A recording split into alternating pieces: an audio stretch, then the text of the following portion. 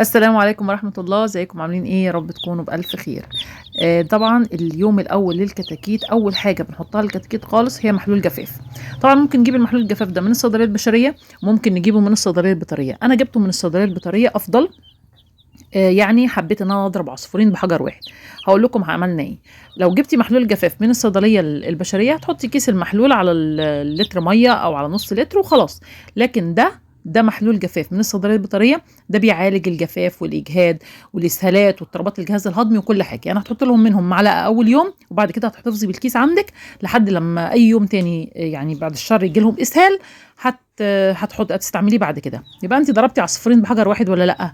هناخد معلقه المفروض على لتر ميه، ده نص لتر بس ما فيش مشكله. انا مش ماليه المعلقه قوي، وحطيتها على نص لتر ميه ودوبتها كويس وحطيتها لهم اول يوم، وحطيت لهم شويه علف صغيرين، وسبتهم بقى ايه يعيشوا مع نفسهم طول اليوم وهم على محلول الجفاف ده يشربوا منه.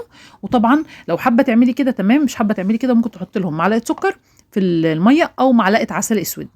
في الحالتين بيدي نتيجه كويسه جدا. اهم حاجه في الاول هو اول اسبوع او 10 ايام لعمر الفراخ، تدفئه تهويه والتحصينات بتاعتهم ومحلول الجفاف والعلف بتاعهم يبقى مظبوط. هتبص تلاقي الدنيا ماشيه معاكي زي الفل.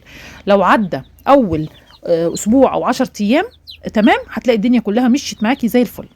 يا رب يكون فيديو النهارده عجبكم. لايك وسبسكرايب ودمتم بألف خير.